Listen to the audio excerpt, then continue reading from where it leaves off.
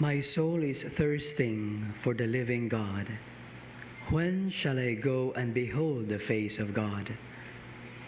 These words from the responsorial psalm today remind us of humanity's deepest longing, our longing for God. At times, people can be focused on accumulating material things, gaining popularity and influence, that we lose sight of the truth that only God can satisfy the deepest longing of the human heart. This is the reason why we have to value prayer as an essential part of our day-to-day life.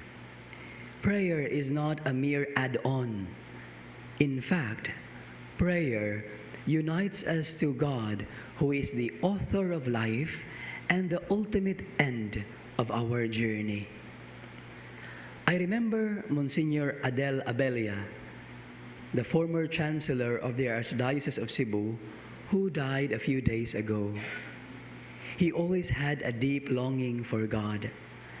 This was manifested not only through his profound reflections as a preacher, but also through his passion as a philosophy professor and his hospitality as a pastor to various parishes here in the Archdiocese.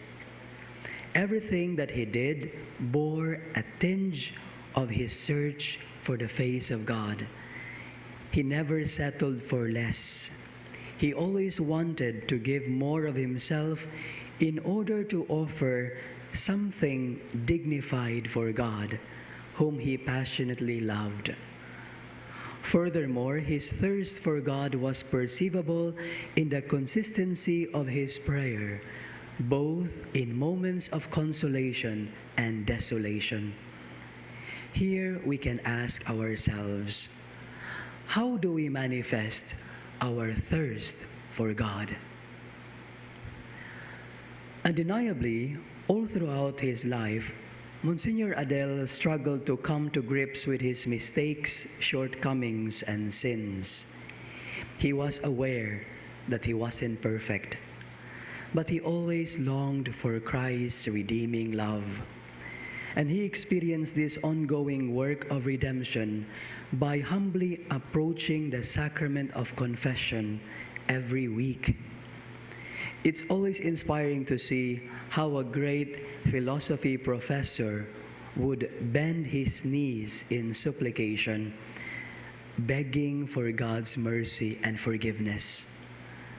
In today's gospel, Jesus pointed out through a parable that humility is a conditio sine qua non, or a virtue without which we can never participate in the banquet of the Lord. Monsignor Adel's mastery of philosophy did not lead him to intellectual arrogance to the point of looking down on other people and rationalizing everything, leaving no space for God. For him, reason always goes hand in hand with faith and charity. Siya kung may hinumduman nga parish priest nga mopakaon gyud sa tanan nga nagserbisyo sa parokya, lagip na ang mga sakristan, kolektora o janitor. Sa parokya nga iyang gidala, wa gyoy magutman. And this was something that moved me before I entered the seminary, because he helped me enter the seminary. He even found a benefactor for me. Several days before he died, gidapa ko niya diri sa Pandi, Manila, diri sa panagdait, kay aron magdako og pandesal nga i-share sad sa mga pari. His love for the Eucharist taught him to truly concretize the love of Christ, the bread that is broken to be shared. As we continue to offer this Holy Mass, we invoke the Blessed Virgin Mary, our Mother.